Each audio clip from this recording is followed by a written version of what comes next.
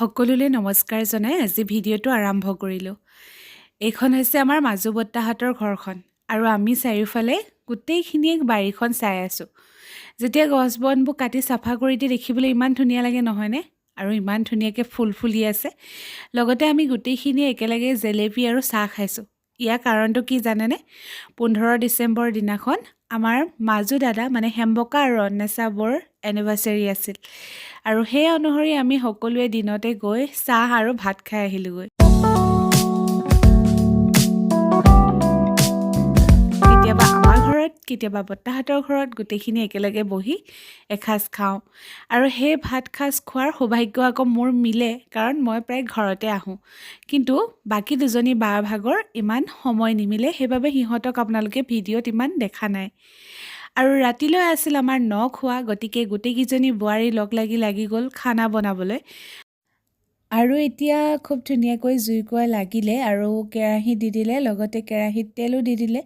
তেলখিনি প্ৰায় গৰমেই হৈছে আৰু ঠাণ্ডা দিনত এনেকৈ আচলতে জুইত বনাই খুব বেছি ভাল লাগে। তাতে গোটেইকেইজনীয়ে লগ লাগি যেতিয়া কথা পাতি বনোৱা হয়, কেতিয়ানো শেষ হয় খানা বনোৱা গমেই পোৱা নাযায়।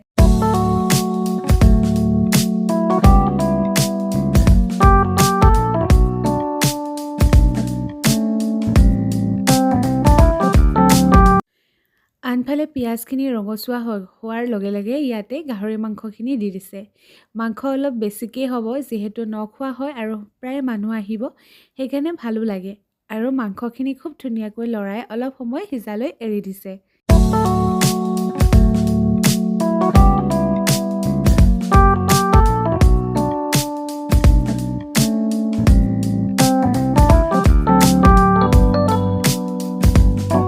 এতিয়া ইয়াত বাকী যিখিনি প্ৰয়োজন বস্তু আলু, মছলা সকলোবোৰ দি দিছে।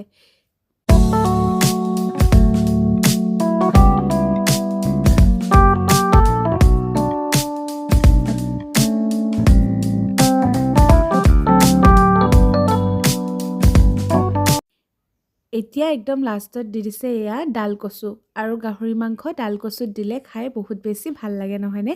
আপোনালোকে বাৰু খাই পাইছেনে জনাবচোন।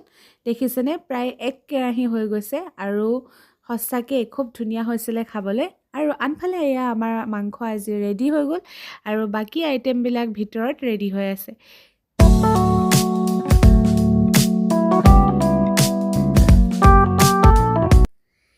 আৰু আনফালে সকলো ৰেডি হ'লত বৰমায়ে কলপাতত দিছে চব্জি আৰু বাটিত দিব সাজ। আমাৰ আকৌ এইফালে খোৱাত সাজ ওলায়।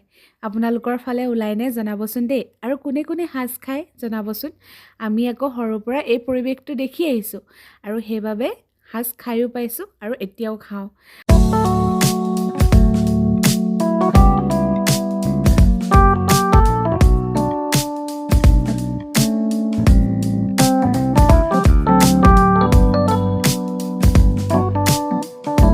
এনেদৰে আচলতে আমি সকলোৱে মিলি ভাত সাজ খাওঁ আৰু ভাত সাজ খোৱাটো আচলতে মোৰ ভিডিঅ' তুলিবলৈ থাকিয়ে গ'ল। বাৰু যি কি নহওক আজিলৈ আহিছোঁ, নমস্কাৰ, বাই বাই।